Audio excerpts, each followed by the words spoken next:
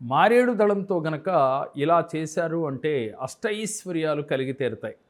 ఎవరైతే ఒక సోమవారం రోజున మారేడు దళాలు స్వీకరించి ఆ దళాలపైన శ్రీం అని రాసుకోవాలి.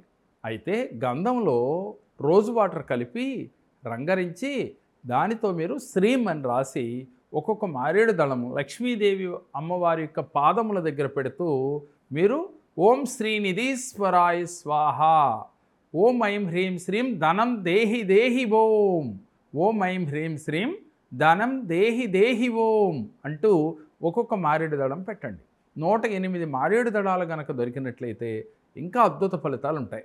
మీరు ఈ 108 మారేడు దళాలను తీసుకుని చక్కగా శ్రీం రాసుకుని అమ్మవారి పాదముల దగ్గర ఒక్కొక్క దళం పెడుతూ ఈ మంత్రాన్ని చదువుతూ సంకల్పం ఇలా చేసుకోండి. మీరు చేస్తున్న వృత్తి ఉద్యోగ వ్యాపారాలలో ఆర్థికంగా అభివృద్ధి చెందినట్టు. మారేడు దళంతో ఇలా చేస్తూ ఈ మంత్రాన్ని గనక 108 సార్లు జపిస్తారో వీరికి విశేష ధనప్రాప్తి కలిగి తీరుతుంది. దగ్గరికి వచ్చాము. మేము ఒక బిజినెస్ పెట్టుకున్నాము. ఆ బిజినెస్ చాలా డల్గా రన్ అయ్యేది. ఆ బిజినెస్ డెవలప్మెంట్ కోసం ఏం చేయాలి అని చూస్తే యూట్యూబ్లో ఒకసారి చూసాము సార్ది. మాకు వెళ్ళాలనిపించింది. సార్ను కలిసాము. సార్ దగ్గరికి వెళ్తేనంటాము సార్ కొన్ని పరిహారాలు చెప్పారు. దాని ప్రకారంగా చేసాము. రిజల్ట్ కనిపిస్తుంది. బిజినెస్ చూస్తుంటే బాగానే ఉంది.